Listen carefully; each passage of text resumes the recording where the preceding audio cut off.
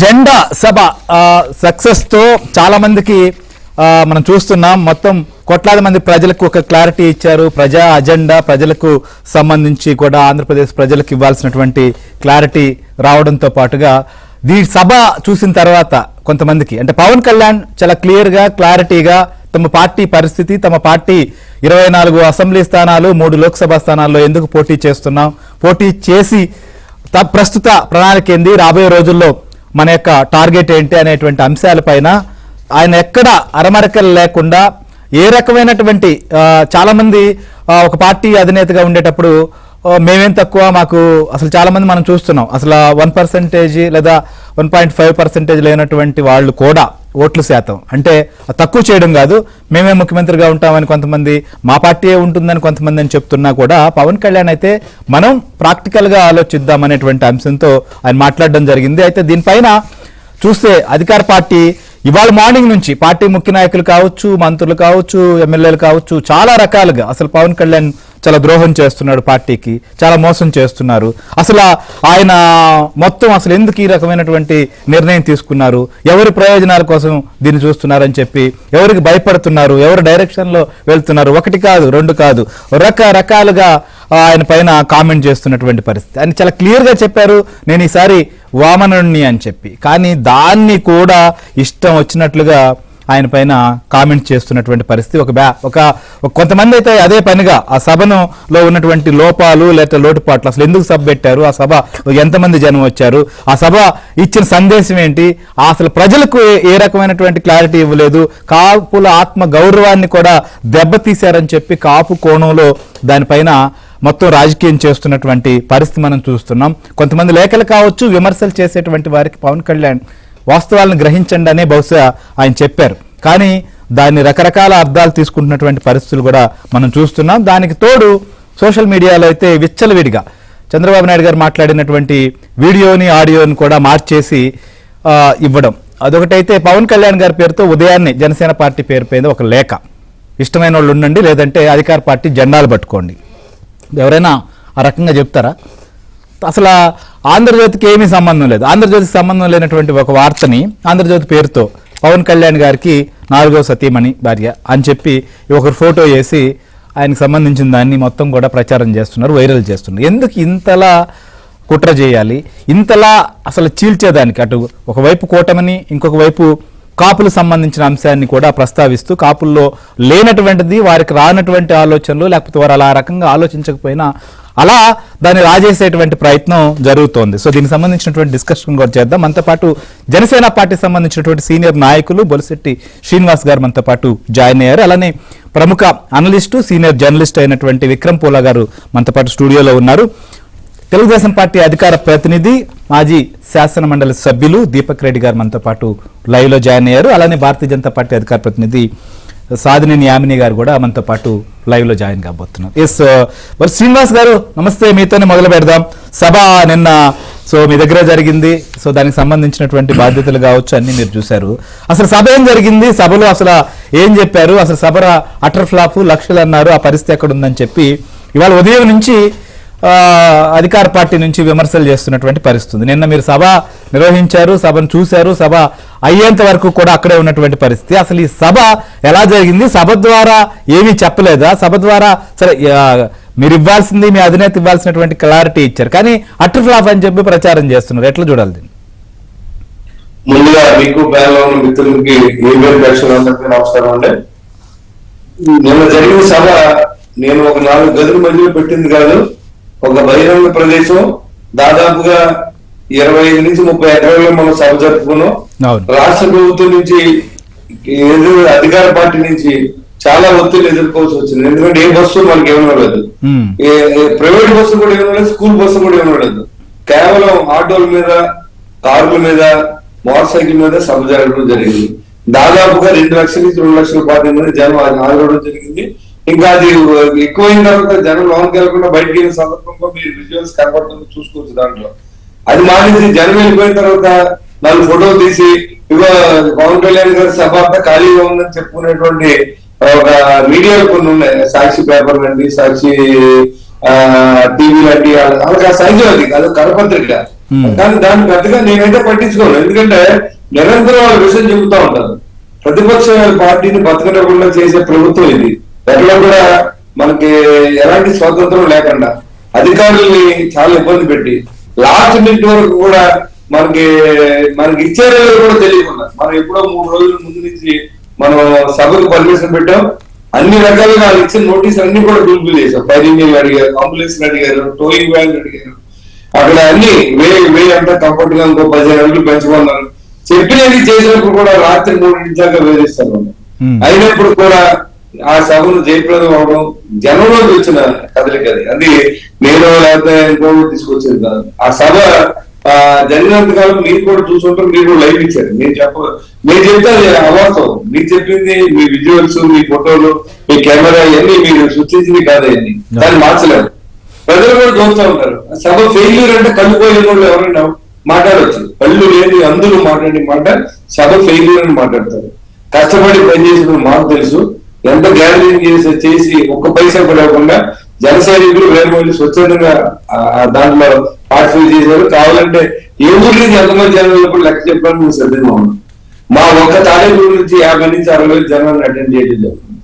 ఇంకా పక్క విలేజ్ తణుకు, ఉంగుటూరు, పక్కన నిడదవోలు, ఇటు చూస్తే మరి ఇంకా ఏలూరు, గోపాలపురం, ఈ సరౌండింగ్ కాన్స్టిట్యూన్సీ నుంచి కూడా కొద్దిగా 10,000, 20,000, 30,000 ఎలా గ్యాదర్ చేసుకుంది. మొత్తం ఏ విలేజ్ నుంచి ఎన్ని వచ్చినాయి, ఎన్ని కార్లు వచ్చినాయి, ఎన్ని బస్సులు వచ్చాయి, ఎంత పార్కింగ్ పెట్టాము కూడా మీకు వివరణ ఇవ్వడానికి సిద్ధంగా ఉన్నారు.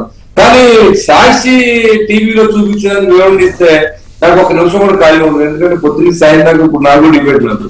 కాబట్టి ఇంకా మాకు కూడా ఓపకూడదు. వాస్తవాలు మీ అందరికి తెలుసు. నేను చెప్పింది నిజం కాకపోతే మీరు విజువల్స్ తెప్పించి చూడండి. సభ సక్సెస్ ఫెయిల్యూర్, ట్రాఫిక్ ఎంతసేపు ఆగింది, ఎంతమంది జనం రోడ్డు మీద ఉన్నారు, ఎంతమంది జనం గ్రౌండ్ లో ఉన్నారు అనేది మీరు కూడా తెలుసు. 10,000తో మోటార్ సైకిల్ ర్యాలీ చేశారండి. 10,000తో మా ఒక్క తాడేపూడి నుంచి. సక్సెస్ అంటే మా సక్సెస్ అండి. ఇప్పుడు వాళ్ళకి మన సక్సెస్ ఫెయిల్యూర్ కింద లెక్కేస్తారు. కానీ ఇప్పుడు సభ అనేది మీరు చూపిస్తారు విజువల్స్, అది నేను ఇచ్చారు ఇంకేంటి మీరు తీసుకున్నాయి కదా అండి. దాని ఆర్గనైజింగ్ నేను చేశాను తప్ప దానికి మీడియా అంతా పనిచేసి నాట్ ఓన్లీ ఏపీఎల్ అది అందరికీ ఫ్రీ టు ఎయిర్ అండి. ప్రతి ఒక్కరూ చూశారు. ఎవరు కావాలనుకుంటే వాళ్ళు మీడియా ఛానల్స్ కావచ్చు, లేకపోతే యూట్యూబ్ ఛానల్స్ లో కావచ్చు, రకరకాలుగా అక్కడ ఉన్నటువంటి వీడియోలు అన్ని కూడా చూశారు. కానీ ఉదయం నుంచి అధికార పార్టీకి సంబంధించినటువంటి మంత్రులు, నాయకులు దానిపైన అసలు అటర్ ఫ్లాప్, సభలో ఏముంది, 1000 మంది వచ్చారు, లక్షలు అన్నారని చెప్పి మాట్లాడుతున్నారు. సరే, సహజంగా ఉంటుందిలేండి. వారికి ఉన్నటువంటి సభ చూసిన తర్వాత తొలి ఎన్నికల సభ కాబట్టి అది సహజ లక్షణమే. అక్కడ కనిపిస్తోంది ఏందనేది కూడా. దీపక్ రెడ్డి గారు, ఏంటి అసలు సభ సంబంధించిన విషయంలో 2 పార్టీలు తొలి ఎన్నికల సభ, దానికి జెండాగా కూడా నామకరణం చేశారు. ఆ జెండాకు కూడా తెలుగు జన విజయ కేతనం అని చెప్పి టైటిల్ కూడా పెట్టారు. కానీ అసలు ఈ సభ ద్వారా ఏం చెప్పదలుచుకున్నారు, ఏం చెప్పలేదు అనేటువంటిది అధికార పార్టీ నాయకులు చెప్తున్నటువంటి విమర్శ. ఈ సభలో నుంచి క్లారిటీ రాలేదనుకుంటున్నారా, లేదా ఇంకా ఏమైనా చెప్పుండాల్సిందే ఉందనుకున్నారా తెలియదు. కానీ ఇక్కడైతే ఒక అంశాన్ని ప్రస్తావించారు. ఇక ప్రజలకు సంబంధించి, రాష్ట్రానికి సంబంధించినటువంటి మేనిఫెస్టో అది కూడా సిద్ధమవుతుందని. కానీ ఏం చెప్పారు అంటున్నారు. ఏం చెప్పలేదు అంటే వాళ్ళు ఏం చెప్పదలుచుకున్నారు, వాళ్ళకి కావాల్సింది ఒక అంశం ఉంది. దాంట్లో ఏదో పవర్ షేరింగ్ గురించి పదే మాట్లాడుతున్నారు. మరి దాంట్లో సభలో పవర్ షేరింగ్ గురించి ఇవన్నీ ఉంటాయా, ఇవన్నీ చెప్తారా అనేది వారికి ఎందుకు ఎక్స్పెక్ట్ చేశారో, వాళ్ళు ఎక్స్పెక్ట్ చేసింది బహుశా అది ఉంటుందేమో, దాని గురించి అడుగుతున్నారా. సభ తొలి ఎన్నికల సభ కాబట్టి సహజంగా అందరి దృష్టి దానిపైన ఉంటుంది, దానిపైన చర్చ కూడా జరుగుతుంది. సో తొలి సభ ఎలా జరిగింది అనుకుంటున్నారు? మనం చూసాం చంద్రబాబు నాయుడు గారు మాట్లాడడం, తర్వాత పవన్ కళ్యాణ్ గారు మాట్లాడినటువంటి పరిస్థితి, అసలు జెండాలు కూడా పరస్పరం మార్చుకొని జెండాలతో అభివాదం చేసినటువంటి సీన్ కూడా ఇంతకుముందు లేని అది ఈ సభలో కనిపించినటువంటి పరిస్థితి. కానీ అధికార పార్టీ వారికి మాత్రం ఈ సభ అటర్ ఫ్లాప్ అంటున్నటువంటి పరిస్థితి. శ్రీహరి గారు, మీకు అందరికీ గుడ్ ఈవినింగ్ అండి. నిన్నటి సభ మా అధినేత అండ్ జనసేన అధినేత క్లారిటీతో ఒక దిశానిర్దేశం చేయటం జరిగింది. ఏ విధంగా మనం రాబోయే ఎలక్షన్స్ లో ముందు పోగొతూ ఉన్నాము, వారిద్దరి మధ్య ఉండే ఆ రిలేషన్షిప్, అన్నదమ్ముల లాంటి రిలేషన్షిప్ బయటపడింది. అదే విధంగా నాయకులు కూడా పనిచేయాలా కలిసి అని చెప్పి చెప్పడం జరిగింది. ఈవెన్ కార్యకర్తలు గ్రాస్ రూట్ లెవెల్లో కూడా పనిచేస్తూ ఎక్కడెక్కడ తెలుగుదేశం అభ్యర్థి ఉన్నాడో జనసేన పూర్తి ఓట్లు 100% ఓట్స్ ట్రాన్స్ఫర్ కావాలా, ఎక్కడ అదే విధంగా వైస్ వర్సా 100% ఓట్ ట్రాన్స్ఫర్ కూడా కావాలా. సో ఎజెండా మన అందరము అన్నదమ్ముల రకంగా కలిసి పనిచేయాలా అని చెప్పి ఈ గత 5 సంవత్సరాల్లో జరిగిన అరాచకాల గురించి ఒక క్లారిటీతో చెప్పడం జరిగింది. సో తెలుగుదేశం కాడర్ కి జనసేన కాడర్ కి క్లారిటీగా ఉంది, ఒక మెసేజ్ వచ్చింది. కానీ వైఎస్ఆర్ పార్టీకి సంబంధించిన వారికి మాత్రము క్లారిటీ లేదు. ఎందుకంటే వాళ్ళ భవిష్యత్తు ఏ విధంగా పోబోతా ఉందో అనే ఒక డౌట్ లో వాళ్ళు ఉన్నారని చెప్పి మాత్రం మనకు అర్థమవుతా ఉంది. ఇప్పుడు మీరు చూస్తే ప్రాపగాండా నిన్న సభ అయ్యే టైం కన్నా ముందు నుంచి, స్టార్ట్ కాక ముందు నుంచే ఒక 2 hours 3 hours ముందే వాళ్ళ వైసీపీకి సంబంధించిన వాళ్ళు వచ్చి హెలికాప్టర్ ల్యాండ్ అయ్యే దగ్గర నుంచి ఎంటర్ అయ్యే దగ్గర ఆ కార్ బ్యారికేడ్స్ చేస్తుంటది. సెక్యూరిటీ కోసము అక్కడ బ్యారికేడ్స్ చేసి మనుషుల్ని రానియరు. సో అక్కడ కాన్వాయ్ ఎంటర్ అయ్యే దగ్గర ఎవరు జనాలు లేరు చూడు అని చెప్పి కొన్ని వీడియోస్ రిలీజ్ చేయడం జరిగింది. ఒక 3 hours ముందు ప్రాంగణానికి వచ్చి ఆ వెనకాల ఉండే ఒక రోలో ఫోటోలు తీసి ఎవరు లేరు చూడు అని చెప్పి ప్రోగ్రామ్ స్టార్ట్ కాక ముందు నుంచే ఇదంతా స్టార్ట్ చేశారు. సో క్లియర్ కట్ వారి ఎజెండా ఏంటి అని అంటే ప్రజలు రాలేదు అని చెప్పి చూపించాలా అని చెప్పి, కానీ ఆ టైం చూస్తే అక్కడే అర్థమైపోద్ది, ముందే రిలీజ్ చేసినారు. సో ఆ మాత్రము జాగ్రత్త కూడా వాళ్ళు తీసుకోలేదు. సో ఎటువంటి పరిస్థితిలో వాళ్ళు ఉన్నారో చూడండి. సరే పోనీ మీటింగ్ అయిపోయింది. ఎంటైర్ వైఎస్ఆర్ సిపి పార్టీ నాయకత్వం మీరు చూస్తే లైన్ గా ప్రెస్ మీట్లు పెట్టి ఒక ఆందోళన వాళ్ళలో కనపడతా ఉంది. టీడీపీని అటాక్ చేయటము, మన ముఖ్యంగా పవన్ కళ్యాణ్ గారిని అటాక్ చేయటము. అంటే వారు మాట్లాడే భాష బట్టి మనకి ఏం అర్థమవుతుంది అని అంటే వారు ఒక డౌట్ లో ఉండారు, వారు ఆందోళనలో ఉండారు, దాన్ని కవరప్ చేసుకునే దానికి ఏదో ఒకటి మాట్లాడాలని చెప్పి మాట్లాడుతున్నారని చెప్పి. అంబటి రాంబాబు గారు మంత్రి గారు ఆయన వచ్చి రకరకాల అసలు డ్రామాలు ప్రెస్ ముందు డ్రామాలు వేస్తా ఏదేదో చెప్తా ఉంటాడు. కానీ ఆయనకుండే శాఖ పోలవరం గురించి మాత్రం ఎప్పుడూ మాట్లాడాడు. పేర్ని నాని గారు వచ్చి ఆయన ఒక్కడే కాపు లీడర్ అయినట్టు, కాపు మొత్తం జాతినే ఆయన ఒక్కడే కాపాడేవాడు అన్నట్టు ఒక బిల్డప్ గా ఆయన మాట్లాడుతూ ఉన్నాడు. కొడాలి నాని చాలా ఇంట్రెస్టింగ్ అండి. ఆయన కూడా ఈ రోజు వచ్చినాడు. వచ్చి ఏమంటాడంటే మమ్మల్ని రెచ్చగొట్టి మా చేత తిట్టించి దాంతో మీరు సింపతి పొందాలనుకుంటున్నారు అని చెప్పి ఆయన కామెంట్. అంటే తిట్టేవాడిని తప్పు కాదంట, మేమంటే రెచ్చగొట్టి అది తిట్టించుకొని సింపతి పొందాలని చెప్పి చెప్తున్నాం అంటే ఇది ఒక కొత్త ఎనాలజీ కూడా నాన్ని తీసుకొని రావడం జరిగింది. అంటే వీళ్ళ మనస్తత్వం ఏ విధంగా ఉందో మనం దాన్ని బట్టి అర్థం చేసుకోవచ్చు. కానీ నాకు ఒకటి మాత్రం ఈ రోజుతో ఒక క్లారిటీ వచ్చేసింది. రేపు వైఎస్ఆర్ పార్టీ ఓడిపోయిన తర్వాత ఈ నాయకులందరికీ సెకండ్ ఆక్యుపేషన్ ఉందండి. వీధి నాటకాలు మీరు వేసుకోవచ్చు, ఇబ్బంది లేదు, వాళ్ళ పొట్టకూడికి మాత్రం వాళ్ళకి ఇబ్బంది ఉండదు అని చెప్పి మాత్రము ఈ రోజు వాళ్ళు చేసే డ్రామాలు, వాళ్ళు చేసే యాక్షన్లు బట్టి నాకు అర్థమవుతా ఉంది. ముఖ్యంగా నేను ఒక 2 అంశాలు చెప్పాలనుకున్నాను. మీరు గత 1.5 సంవత్సరాల నుంచి మీరు వైఎస్ఆర్ పార్టీ నాయకత్వాన్ని చూస్తుంటే కేవలము జనసేన నాయకుడిని టీడీపీని టార్గెట్ చేస్తూ కలవనీయకుండా ప్యాకేజ్ స్టార్ అంటే మేమేదో ఇచ్చినట్టు వారేదో తీసుకున్నట్టు ఒక డిఫరెన్సెస్ క్రియేట్ చేసి కలవనీయకూడదని చెప్పి సర్వ ప్రయత్నాలు చేసుకుంటూ వస్తున్నారు వాళ్ళ ప్రెస్ మీట్లు మీరు చూస్తే. సో కలిసిపోయిన తర్వాత ఇంకా వాళ్ళకి బాధ ఇంకా పెరిగింది.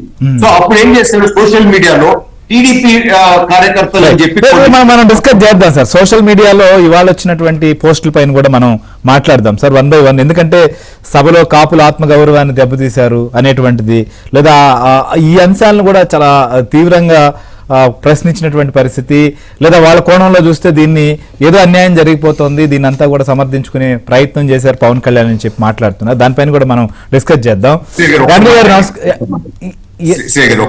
ఏంటి ఇది చాలా ఇంపార్టెంట్ పాయింట్ మీరు లేవనెత్తినారు.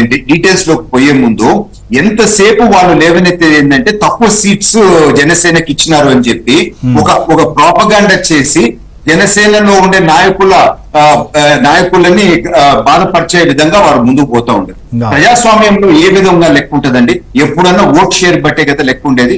సో మనకి లాస్ట్ జరిగిన ఎలక్షన్స్ మీరు తీసుకుంటే టీడీపీకి వచ్చిన ఓట్ షేర్ ఇస్ 39.17%, జనసేనకు వచ్చింది 5.53%. సో ఇదే విధంగా మీరు ప్రోరేటా చేసుకుంటే, ఎందుకంటే అదే ప్రూవన్ రిజల్ట్స్ కనుక జనసేనకి 21 సీట్లు వస్తాయండి ఏది ఓట్ షేర్ ప్రకారం పోతే పర్సెంటేజ్ లో చూసుకుంటే. కానీ 24 సీట్లు ఇచ్చినారంటే ఆ క్యాల్కులేషన్ ప్రకారం ఎక్కువ ఇచ్చినట్టే. మరొక క్యాల్కులేషన్ ఏముంటది, అసెంబ్లీలో ఎన్ని ఎమ్మెల్యేలు ఉన్నారు అని చెప్పి. సో టీడీపీకి వచ్చిన 23, జనసేనకు వచ్చిన ఒక ఎమ్మెల్యే లెక్క చూసుకుంటే కేవలము మీకు 7 స్థానాలే వస్తాయి, కానీ 24 స్థానాలు ఇవ్వటం జరిగింది. సో ఈ 2 క్యాల్కులేషన్స్ ప్రకారం మనం చూసుకుంటే గత ఎలక్షన్ రిజల్ట్ ప్రకారము ఎక్కువ సీట్లే ఇవ్వటం జరిగింది. వారు ఎంతసేపు రెచ్చగొట్టాలా, ఒక డిఫరెన్సెస్ తేవాలా అని చెప్పి చూస్తున్నారు, ఎక్కువ ఇవ్వాలా అని అంటారు. సో ఏ బేసిస్ ప్రకారం ఎక్కువ ఇవ్వాలా మీరు మ్యాథమెటికల్ గా చెప్పండి అని అంటే ఒక్కరు కూడా చెప్పలేరు, ఎందుకంటే ఆ మాత్రం ఎడ్యుకేషన్ వాళ్ళలో లేదు. సో నేను ఒక మ్యాథమెటికల్ క్యాల్కులేషన్ చెప్తున్నాను, ఈ క్యాల్కులేషన్ ప్రకారం గత రిజల్ట్ ప్రకారం ఎక్కువ ఇచ్చినాము అని అంటున్నాం. సో దీన్ని డిస్ప్రూవ్ చేయగలుగుతారా అని నేను ఛాలెంజ్ చేస్తా ఉన్నాను. గోపాల్ రెడ్డి గారు, ఇప్పుడు ఈ రెండు పార్టీలకు సంబంధించినటువంటి అధినేతలు, ముఖ్య నేతలు, సరే వారికి ఉన్నటువంటి వ్యూహాలు, వారికి ఉన్నటువంటి అంచనాలు ఇవన్నిటి డిస్కస్ చేసుకున్న తర్వాత వాళ్ళు ఒక నిర్ణయానికి వచ్చారు. సరే ఓట్ పర్సంటేజ్ గతం కంటే ఇప్పుడు పెరుగుండొచ్చు, లేకపోతే ఇంకా టీడీపీకి పెరుగుండొచ్చు, జనసేనకు పెరుగుండొచ్చు, సరే మార్పులు ఉంటే ఒక్కొక్క నియోజకవర్గంలో కొంత చేంజెస్ కూడా ఉంటాయి, నాయకులు చేరికలు కావచ్చు, లేదా ప్రభుత్వ పైన వ్యతిరేకత, అనేక అంశాలు పనిచేస్తాయి. కాబట్టి సరే ఇక్కడ ఒక క్లారిటీతో పవన్ కళ్యాణ్ సీట్ల విషయం పైన అయితే ఇక దీని గురించి ప్రశ్నించాల్సిన అవసరం లేదు, నిజంగా నా శ్రేయోభిలాషులు అయితే అనే అంశాన్ని కూడా ప్రస్తావించారు. కాబట్టి కావాలని మాట్లాడేవాళ్ళు లేదా ప్రతిపక్షం అయితే దీన్ని మాట్లాడుతుంటుంది. ఇప్పుడు వరకు స్వపక్షమో లేకపోతే పార్టీ పైన అభిమానం ఉందని చెప్పి కొంతమంది ఆ ముసుగులో చేస్తున్నటువంటి విమర్శలకు కూడా ఫుల్ స్టాప్ పెట్టాలని పవన్ కళ్యాణ్ అయితే భావించాడు అనుకోవచ్చు మన నిన్న సభలో. సో దాని మీద కూడా మాట్లాడదాం. సరే యామిని గారు నమస్కారం.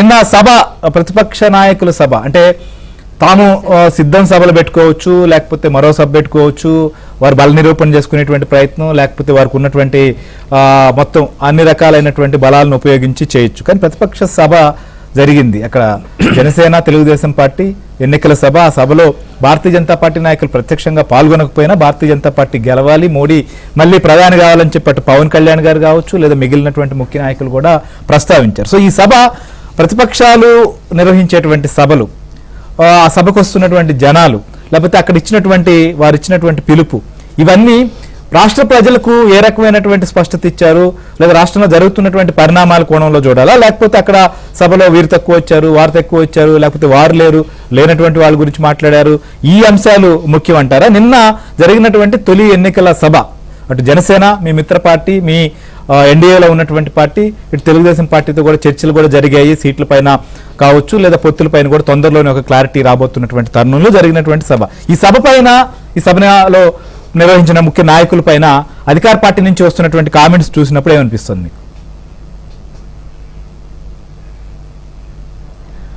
ఒకటండి, వైసీపీకి ఉన్నటువంటి మొదటి నుంచి అలవాటు ఏంటంటే సైకలాజికల్ గా ప్రజలని మభ్యపెడుతూ డైవర్షన్ పాలిటిక్స్ చేయడం అనేది వాళ్ళకి మొదటి నుంచి కూడా, వాళ్ళ ప్రతిపక్షంలో ఉన్నప్పటి నుంచి కూడా వాళ్ళకి బాగా అలవాటైనటువంటి విద్య. ఎందుకంటే ఒక రకమైనటువంటి పదే పదే ఒక అబద్ధాన్ని చెప్పుకుంటూ, ఒక అసత్యాన్ని చెప్పుకుంటూ, లేదంటే ఒక నిందని వేస్తూ, ఒక అపనిందని వేస్తూ అదే నిజమేమో అని చెప్పని వారికి ఉన్నటువంటి అంగబలం అర్ధబలం ద్వారా ప్రజల్లోకి చొచ్చుకొని అంటే తీసుకుని వెళ్ళి అది నిజమని భ్రమింపచేసే దాంట్లో వారు చాలా నిష్ణాతులు ఆ వైసీపీ పార్టీ మొత్తం. అందుకే వాళ్ళు డైవర్షన్ పాలిటిక్స్. ఇప్పుడు నిన్న జరిగిన సభ గురించి మనం చూస్తే గనక ఈ రోజున ఈ సభలో ఎంతమంది వచ్చారు, లేదంటే వారు ఏం వేసుకొని వచ్చారు అని అది కాదు ఈ రాష్ట్రానికి కావాల్సింది. అసలు ఆ సభ పెట్టిన ఉద్దేశం ఏంటి? ఈ రాష్ట్రంలో ఉన్నటువంటి వైఎస్ఆర్సీపీ తాము పాలనలోకి వచ్చిన తర్వాత ప్రజల్ని ఏ విధంగా మోసం చేసింది, ఇచ్చిన ఏ హామీ నెరవేర్చకుండా పైగా మళ్ళీ 99% హామీలను నెరవేర్చేశాము, మేము సిద్ధము అని చెప్పి అనుకుంటూ మళ్ళీ ప్రజల్ని మోసం చేయడానికి మరొకసారి రెడీ అయింది. కాబట్టి ఇటువంటి అరాచక నియంతృత్వ అవినీతి లంచగొండి పాలన మళ్ళీ రాకుండా ఉండాలి, రాష్ట్రాన్ని కాపాడాలని అనుకుని ఈ రోజున భారతీయ జనతా పార్టీతో సహా అన్ని రాజకీయ పార్టీలు కూడా తమ తమ విధానంలో పోరాటాలు చేయడం జరుగుతుంది.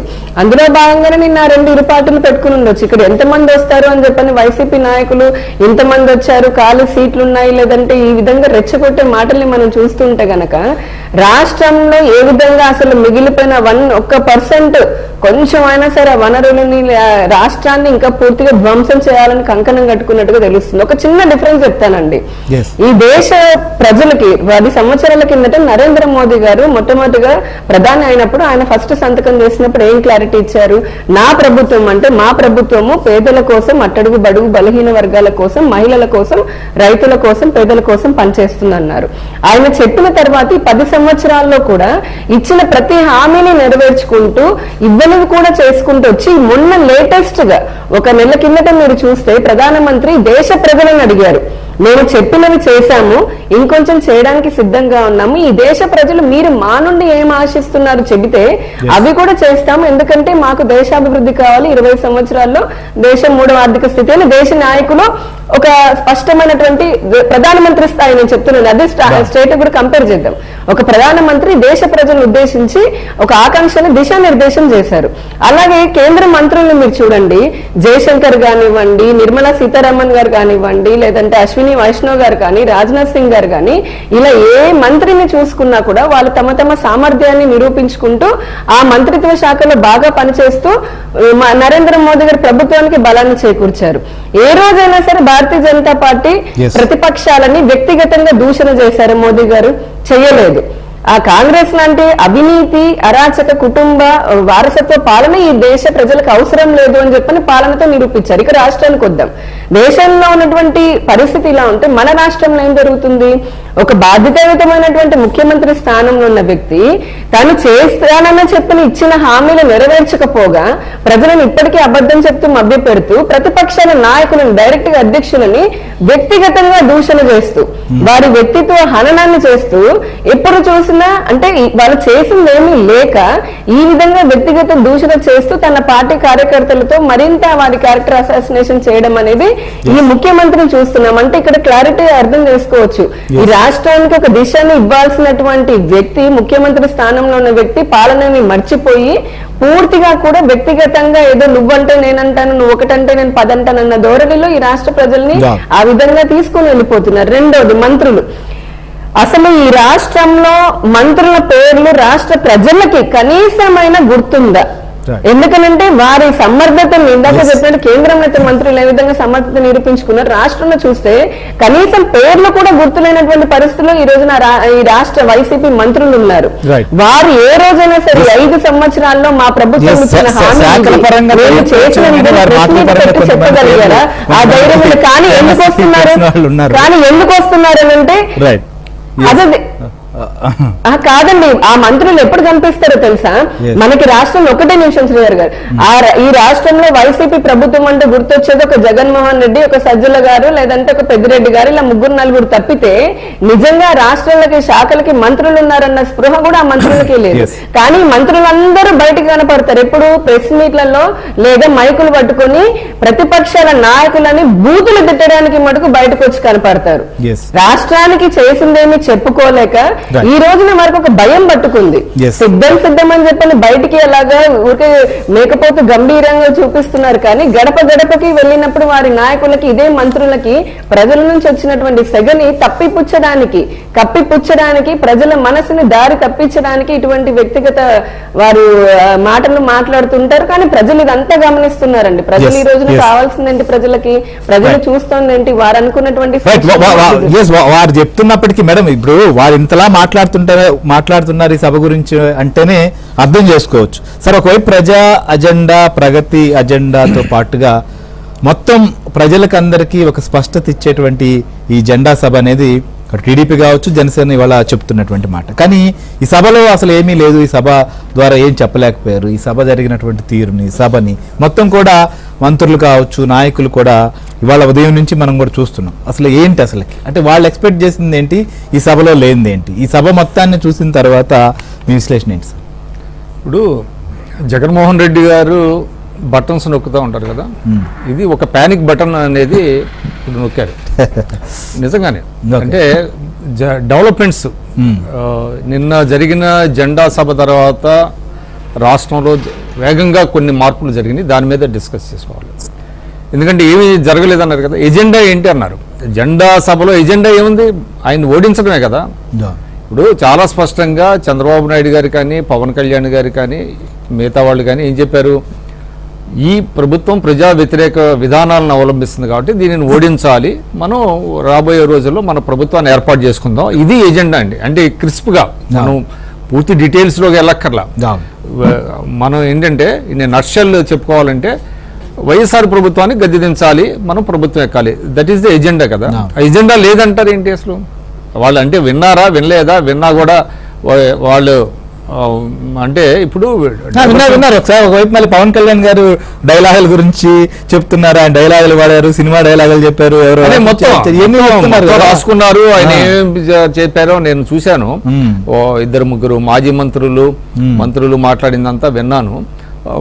ఆయన ప్రతిదానికి, ఆయన డైలాగ్ ప్రతిదానికి వీళ్ళు సమాధానాలు చెప్పారు. బట్ ఒకటి ఏంటంటేనండి, నిన్న జరిగిన తర్వాత ఇవాళ జనం అనేది పెద్ద క్రైటీరియా కాదండి. 10 లక్షల మంది వచ్చారా, 4 లక్షల మంది వచ్చారా? ఎందుకంటే లైవ్ అన్ని ఛానల్స్ లైవ్స్ ఇస్తున్నాయి, మీకు వెబ్సైట్స్ లైవ్లు ఇస్తున్నాయి, అందరూ చూస్తున్నారు. కాబట్టి ఇది ఏంటంటే ఇంకా పాత రోజుల్లో ఉన్నట్టుగా ఈ జనాన్ని తరలించడం సరే అయినప్పటికీ కూడా సరే ఈ సంప్రదాయమైనటువంటి విధానం ఒకటి ఉంది కాబట్టి వాళ్ళకి ఏంటంటే సహకరించలేదని ఇప్పుడు శ్రీనివాస్ గారు చెప్తున్నారు కదా, అది వాస్తవం కూడా. పేపర్లో కూడా వచ్చింది. బస్సులు ఇవ్వలేదు, ఆర్టీసీ బస్సులు ఇవ్వలేదు, మిగతా వాళ్ళు ప్రైవేట్ బస్సుల మీద ఆంక్షలు పెట్టారనేటువంటిది. నేను ఒకటి గతంలో బహుశా శ్రీనివాస్ గారికి కూడా తెలిసి ఉండొచ్చు, ఎందుకంటే 1993లో విజయభాస్కర్ రెడ్డి గారు సీఎంగా ఉండగా ఏలూరు సభలో ఒక బ్రహ్మాండమైనటువంటి సభ అండి. అప్పటికి అది పెద్ద రికార్డు. అది ఏలూరు సభకి అంత జనం పోటెత్తారు. ఇంకేముంది, కాంగ్రెస్ పార్టీ అధికారంలోకి వస్తుందంటే 94లో ఎన్టీ రామారావు గారు మొత్తం స్వీప్ చేశారు. ఎందుకు నేను చెప్తున్నా అంటే అది పెద్ద క్రైటీరియా కాదు, జనం అనేటువంటిది క్రైటీరియా కాదు. వాళ్ళు ఊరికే ఇంతమంది వచ్చారు అంతమంది వచ్చారు అనేటువంటిది అసలు అంటే ఒక సందేశం వెళ్ళిందా లేదా అనేటువంటిది చాలా ఇంపార్టెంట్. సరే సిద్ధం సభలకి 10 లక్షల మందిని చూపించడానికి, అది ప్రచారం చేసుకోవడానికి అది ఉపయోగపడి ఉండొచ్చు. కానీ ఇవాళ జనం ఏ విధంగా వస్తున్నారో అందరికీ తెలుసు.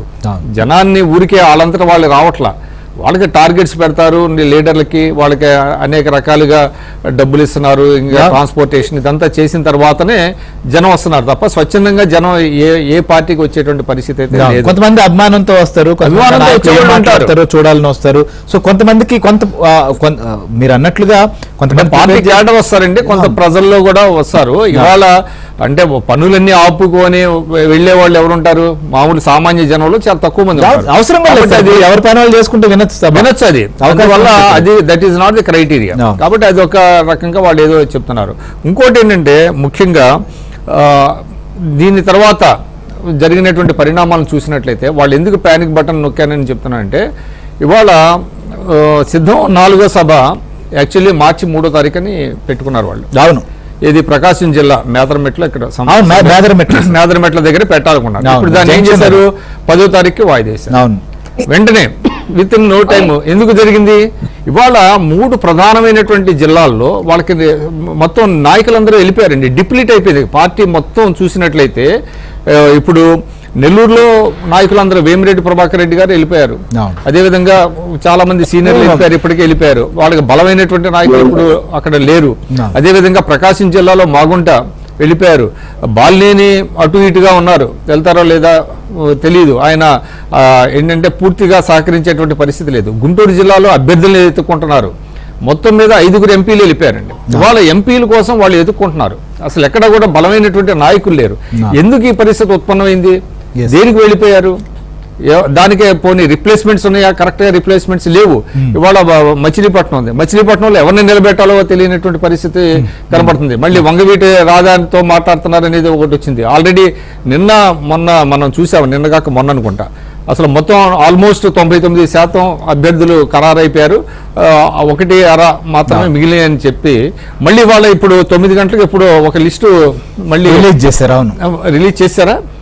ఇవాళ కాదు, నిన్న మనం ఈ రోజు కూడా ఉంది, ఈ రోజు కూడా రిలీజ్ చేస్తారు. అంటే మళ్ళీ మార్పులు చేర్పులు. ఎందుకు ఇంత ప్యానిక్ అవుతున్నారు అని అంటే, వాళ్ళకి అభ్యర్థులు లేరు, మొత్తం డిప్లీట్ అయిపోయింది పార్టీలో, బలమైనటువంటి నాయకులు లేరు. అందువల్ల మీకు సిద్ధం సభని 10వ తారీఖుకి పోస్ట్ పోన్ చేశారు. అది దేనికంటే జెండా సభకి. ఇంకోటి ఏంటంటే ఇప్పుడు దీపక్ రెడ్డి గారితో నేను కొంచెం డిఫర్ అవుతా, ఎందుకంటే వీళ్ళు కూడా వాళ్ళ ట్రాప్లో పడుతున్నారు. ఎందుకు? ఇప్పుడు ఆయనకి 5%, 6% లాస్ట్ టైం వచ్చింది. అసలు అది ఇప్పుడు అసలు మాట్లాడాల్సిన అవసరం ఇప్పుడు దానివల్ల ఏమవుతుంది, రేపొద్దున జనసేన వాళ్ళు ఇంకేదో చెప్తారు. అందుకని అంటే మీరు అనాలోచితంగానైనా సరే మనం ఆ వివరాల్లోకి వెళ్తే మీరు మళ్ళీ ప్రాబ్లం వస్తుంది. అందువల్ల ఇప్పుడు 5% అయ్యారా 12% అయ్యారా, ఇప్పుడు వాళ్ళు ఏం చెప్తున్నారు, స్థానిక సంస్థలు మేము 20%. బట్ ఒక సార్, figure చాలా కి clear గా మనం చూస్తున్నాం సార్, సీట్లు కేటాయించేటప్పుడైనా లేదా ఆ సీట్లు ఇచ్చేటప్పుడు కూడా ప్రజల అభిప్రాయం కూడా తీసుకుంటున్నారు.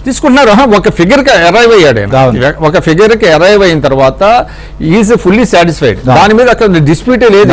పవన్ కళ్యాణ్ గారు నిన్న చెప్పింది కూడా అదే. చెప్పాడు ఆయన. అవును. నిన్న ఏం చెప్పాడు ఆయన ఫుల్లీ సాటిస్ఫైడ్ అయ్యారు. 2-3 చాలా స్పష్టమైనటువంటి సందేశాలు ఆయన ఇచ్చారు. చంద్రబాబు నాయుడు గారు is going to be the CM అని చెప్పారు. అవును. తనకి అటువంటి Yes, మీరు అన్నట్లుగా దీపక్ రెడ్డి గారు కూడా విమర్శించేటువంటి వాళ్ళకి ఆ కోణంలో అది ట్రాప్, Yes. అది ట్రాప్ లో పడటం అంటున్నా. Yes. ఈ చర్చలోకి వెళ్తే మీకు అది అన్ఎండింగ్ ఉంటదండి. Right.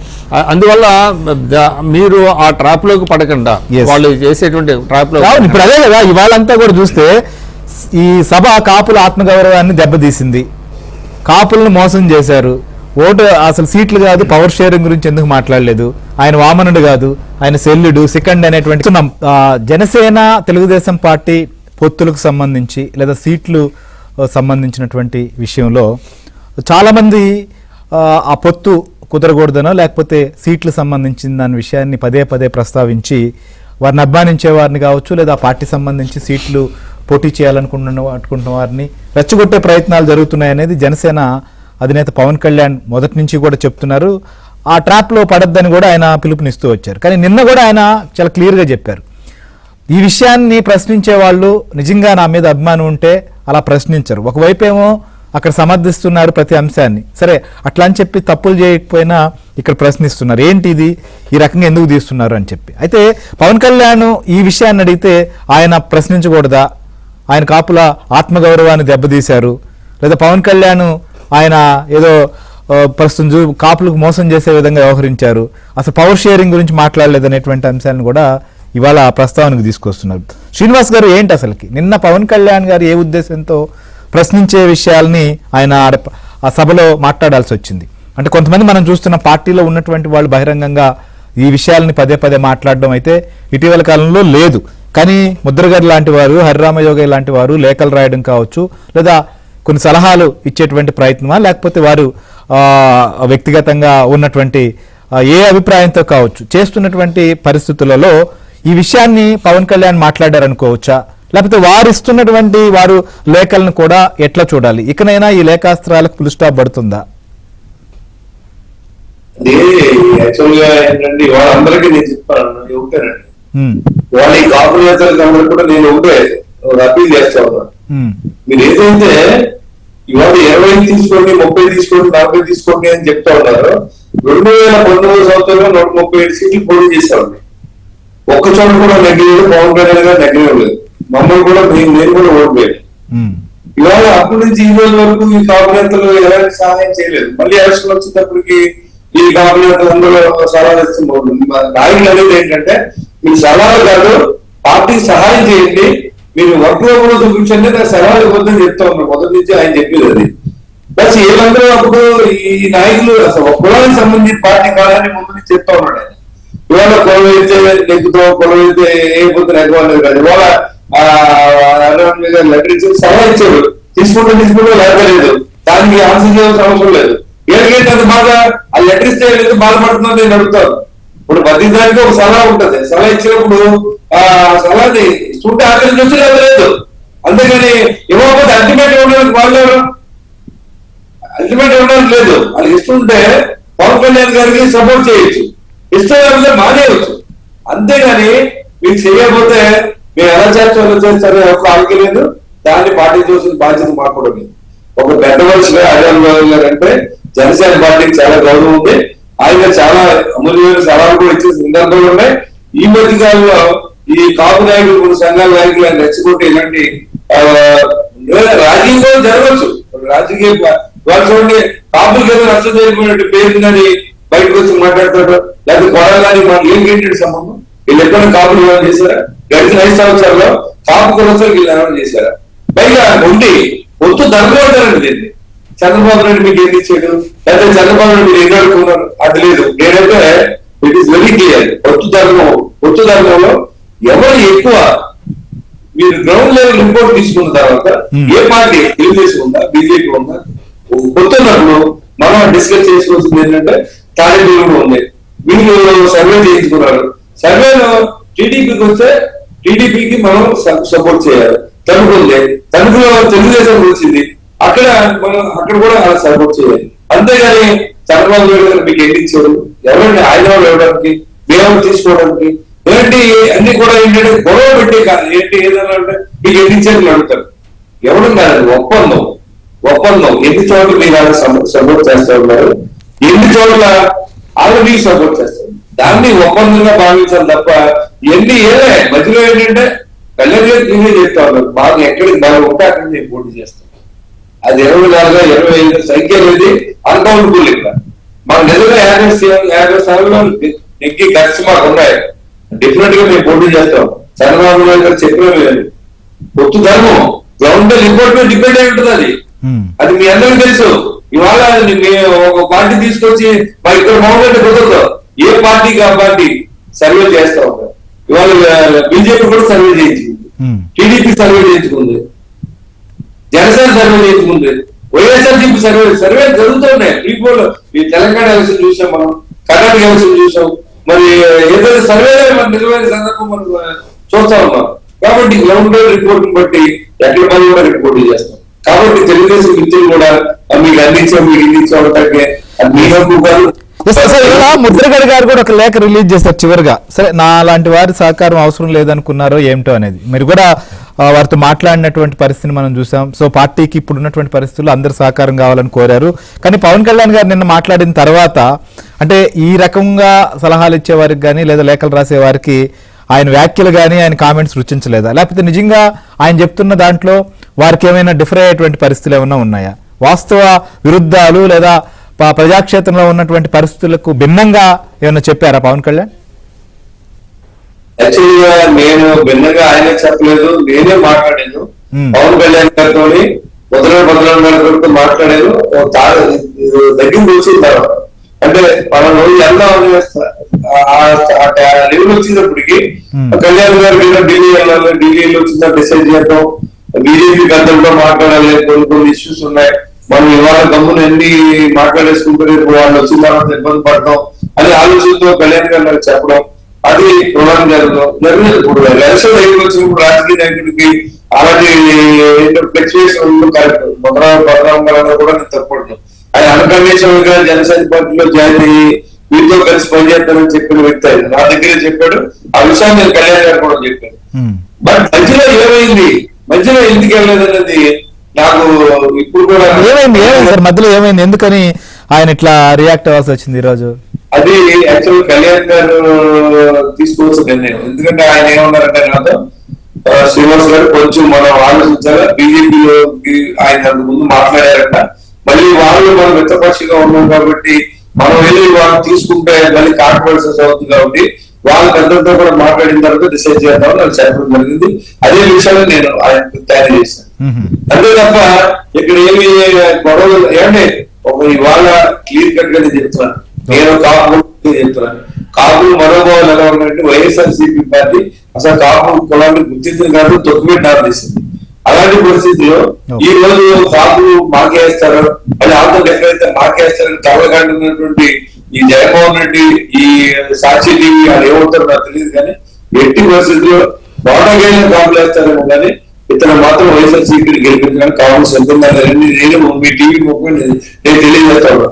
వాళ్ళు కాపు సోదరులందరూ కూడా గుర్తుపెట్టుకోండి, 5% తెలుగుదేశం చంద్రబాబు నాయుడు గారు ఆ రోజు మనకి 5% రిజర్వేషన్ ఇచ్చినప్పుడు మనం ఆయన కాదని చెప్పి జగన్మోహన్ రెడ్డి చెప్పినప్పుడు కూడా మీరు ముద్రగడ్డి గారి కుటుంబానికి అన్యాయం జరిగింది అనే ఉద్దేశంతో ఆ రోజు మీరు తీర్పుని వైఎస్ఆర్సీపీ అనుకూలంగా మార్చారు. ఇవాళ నేను చెప్తా ఉన్నా, వారు ముద్రగడ్డి కూడా రిలీజ్ అయ్యి నేను జనసేన పార్టీలో చేస్తా, తెలుగుదేశంలో కలిసి ఉన్నాను పర్వాలేదు. ఇది ఏంటంటే రాష్ట్రం పొత్తు అనేది ఈ రాష్ట్రంలో దోపిడీ జరుగుతూ ఉంది. దీని మీద ఆపడానికి నేను కూడా యుద్ధం చేస్తాను పవన్ కళ్యాణ్ చెప్పిన వ్యక్తి మొదలడు. నేను ఎవరినే తప్పుగా కానీ అబద్ధంగా నేను మాట్లాడే డిబేట్ లో కూడా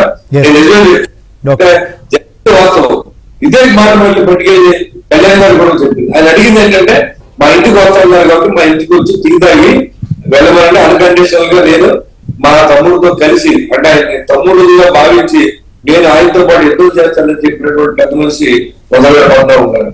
Yes. సార్ మధ్యలో ఉన్న ఇష్యూ మీకు చెప్పాను, అది ఎలాంటి దారి తీసింది అంటే, ఇది నేను ముందే ఊహించి నేను పద్మనాభ గారిని వంగవీటి రాదని జవహర్ గారి దగ్గర కూడా నేను పర్సనల్ వెళ్ళి, సార్ ఇలా కాపు కులాల్లో ఇలాంటి దీనివల్ల మళ్ళీ రేపు వచ్చిన వల్ల మనకు గొడవలు వచ్చే పరిస్థితి ఉంది. కాబట్టి మీరందరూ దయించి జనసేన పార్టీ సపోర్ట్ చేయండి, మంచి కోసం పోరాడుతున్నాం మేము. ఈ రాష్ట్రం దోపిడీ గురవుతా ఉంది, ఈ రాష్ట్రంలో మొత్తం వనరులను దోచుకుంటా ఉన్నారు. ఇది నెక్స్ట్ జనరేషన్ మనం ఏం మిగల్చలేము. కాబట్టి మీరు పెద్ద మనసుతో ఒప్పుకోవచ్చు, నేను వీళ్ళందరినీ రావడంతో సహా. కానీ పార్టీలో ఉన్న ఇబ్బందులు వాళ్ళు ఎవరు అడిగితే రెస్పాండ్ అవ్వాలి. వీళ్ళ కూడా తగిన ప్రాధాన్యత పార్టీ ఇవ్వాలి. Yes. జనసేన పార్టీ అయినా బీజేపీ పార్టీ అయినా ఇలాంటి ఇన్సిడెంట్ వచ్చినప్పుడు, సరే ఒక మంచి వ్యక్తి ఎటు డోలమానంలో ఉన్నాడు, ఎటు అభివృద్ధి వెళ్ళని పరిస్థితిలో ఉన్నాడు, సరే ఇలా క్యాచ్ చేసి మన పార్టీలో పెట్టుకుంటే Right. పార్టీ బలం వ్యక్తులే కదా వీళ్ళు. ఇప్పుడు ఉన్నాడంటే పద్నాలుగు గారు ఒక మీటింగ్ పెడితే 10 లక్షల మంది జనం వచ్చారు ఆ రోజు. ఆ తర్వాత బ్యాక్ ఇన్సిడెంట్, తర్వాత మళ్ళీ ఆయన సైలెంట్ అయిపోవడం, ఈ ఉద్యమం నుంచి తప్పుకుంటానని చెప్పడం, మళ్ళీ ఈ మధ్యన తెలుగుదేశం ప్రభుత్వం లేఖ సంధించడం, అలా తర్వాత గొడవ పడ్డం, ఏది జరిగిన ధర్మల మళ్ళీ పవన్ కళ్యాణ్ గారి మీద ఒక లేఖ రాయడం, ఆ లేఖ రాసిన తర్వాత ఆయన మళ్ళీ కొన్నాళ్ళ పాటు మౌనంలో ఉండడం, ఇవన్నీ ఏంటంటే వైసీపీ గేమ్ ఆడతాం. వాళ్ళకేం చెప్తాం, మేము మీకు ఆపాలు చేస్తాం, రాజ్యాలు ఇస్తాం. మీరు అన్నది, ఎందుకంటే ఆ గేమ్ లో పడకూడదనే ఉద్దేశంతోనే పవన్ కళ్యాణ్ అయినా మిగిలినటువంటి వాళ్ళు శ్రేయభిలాషులు అనుకున్నటువంటి వారు మీరు చేయాల్సింది ఇది కాదు, మీరు చేయాల్సింది ఇది అనేటువంటి విషయాన్ని చెప్పారు. దీపక్ రెడ్డి గారు, ఇంకా ఈ కాపులను రెచ్చగొట్టేటువంటి ప్రయత్నాలు లేదా ఆ ఓట్ని ఏదో ఒక రకంగా ప్రస్తుతం పవన్ కళ్యాణ్ చాలా క్లియర్ గా ఫస్ట్ నుంచి కూడా ఓటు ఎట్టి పరిస్థితుల్లో కూడా చేయకూడదు, ప్రభుత్వ వ్యతిరేక ఓటు మొత్తం కూడా ఖచ్చితంగా ఏదైతే వ్యతిరేకంగా కూటమికి పడాలి అనేటువంటిది ఆయన ప్రయత్నం చేస్తుంటే, ఈ రకాలైనటువంటి ప్రయత్నాలు వారిని రెచ్చగొట్టే విధంగా, లేకపోతే పవన్ కళ్యాణ్ చెప్పినటువంటి కామెంట్స్ ని ప్రశ్నించొద్దు అంటే దాన్ని వేరే రకంగా అన్వయించేటువంటి ప్రయత్నం కూడా జరుగుతుంది. సో ఇక్కడ ఎవరికి ఇవ్వాల్సిన గౌరవం పొత్తు ధర్మం అనేది శ్రీనివాస్ గారు కూడా చాలా క్లియర్ గా చెప్తున్నారు. కానీ దీంట్లో ఇలాంటి పరిణామాలను లేదా ఇలాంటి కామెంట్ల వల్ల ఏమైనా ఇబ్బంది కలిగేటువంటి పరిస్థితులు ఉంటాయా, లేదా ఈ రెచ్చగొట్టేటువంటి ప్రయత్నంలో ఆ ట్రాప్ లో పడేటువంటి వారికి కూడా మీరేం చెప్తారు? ఈ పాయింట్ ఆన్సర్ చేసే ముందు మాకు ఇప్పుడే వచ్చిన సమాచారము బ్రేకింగ్ ఏంటంటే, ప్రతిపాటి పుల్లారావు గారి కుమారుణ్ణి జగన్ కి సంబంధించిన వాళ్ళు కిడ్నాప్ చేశారు అని చెప్పి మాకు ఇప్పుడే వచ్చిన సమాచారము. పుల్లారావు గారు కన్నీటితో చెప్తున్నారు, వారి ప్రాణానికి హాని ఉంది, ఏది జరిగినా గానీ దానికి బాధ్యుడు జగన్మోహన్ రెడ్డి గారు అని చెప్పి ఇప్పుడే చెప్పడం జరిగింది. సో ఎటువంటి పరిస్థితులు ఉన్నాయో ఆంధ్ర రాష్ట్రంలో చూడండి. తెలుగుదేశం పార్టీ నాయకులు ఎస్ అండి, అది ఒకసారి చెప్దామని అనుకున్నాను. తర్వాత coming back to this point, ఇప్పుడు మీరు చూస్తే గత 1.5 సంవత్సరాలుగా ఏ విధంగా వీరు రకరకాల అలిగేషన్స్ చేసి మమ్మల్ని కలవనీయకుండా చేసినారు. కలిసిన తర్వాత సోషల్ మీడియాలో కూడా టీడీపీ వాళ్ళ పేర్లు పెట్టి, అటు సైడ్ జనసేన వాళ్ళ పేర్లు పెట్టి ఒకరినొకరిని తిట్టించుకునే విధంగా పోస్టులు పెట్టి మనోభావాలు దెబ్బతీసి దూరం పెంచాలా అని చెప్పి వీరు ప్రయత్నిస్తున్నారు. ఇప్పుడు ఈ లెటర్ల డ్రామా కూడా మీరు చూస్తే ఆ మనుషుల పేర్లు కూడా నేను ఎత్తదలుచుకోలేదు. ఇంతకు ముందు వారు ఇష్యూ చేసిన లెటర్ కి కరెక్ట్ గా 1 గంట లోపల సజ్జల భార్గవ దాన్ని ట్వీట్ చేస్తాడు. సో దీని వెనకాల ఒక కుట్ర ఉంది అని చెప్పి మాత్రం నేను భావిస్తున్నాను. ఎందుకు అని అంటే, ఊరికే లెటర్ డ్యామేజింగ్ గా ఇష్యూలు చేయడం అనేది ఎంతవరకు కరెక్ట్?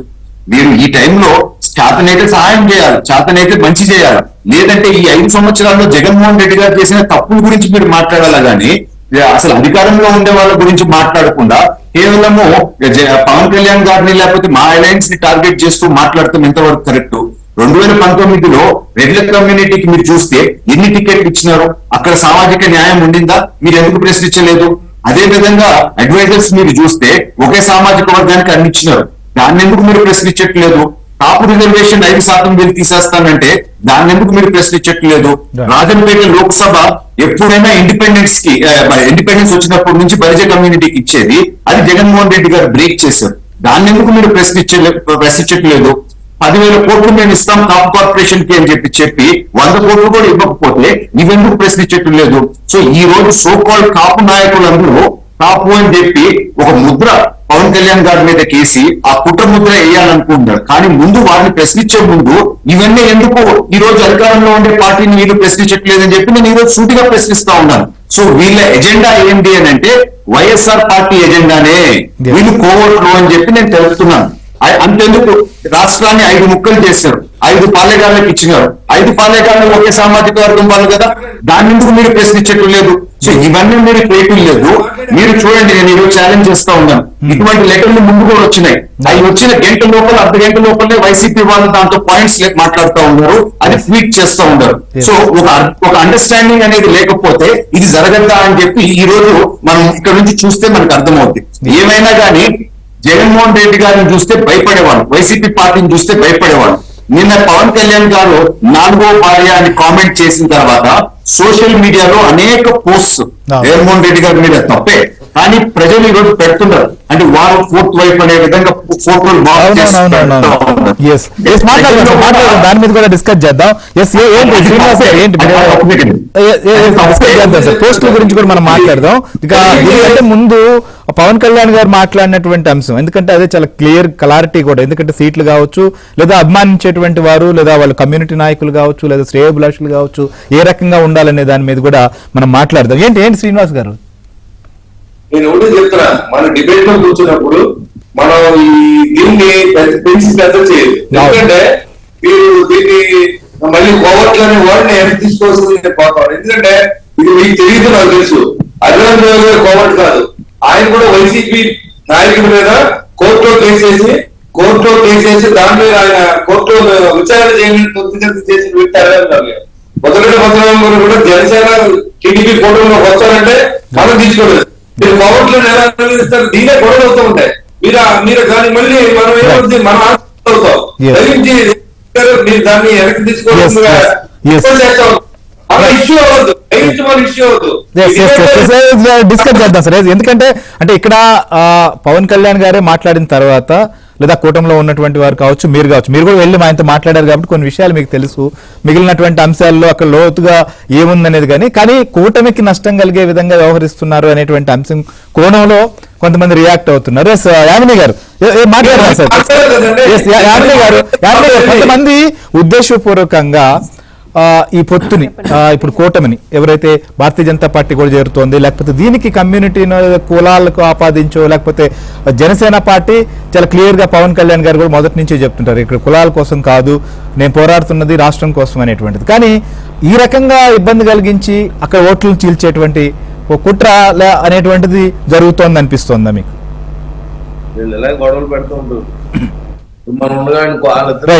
బీజేపీ ఇప్పుడు ఈ కూటమిలో చేరుతుందో లేదో మాకైతే కేంద్రం నుంచి ఇంకా ఆదేశాలు రాలేదు. కానీ వినిపిస్తుందండి గారు?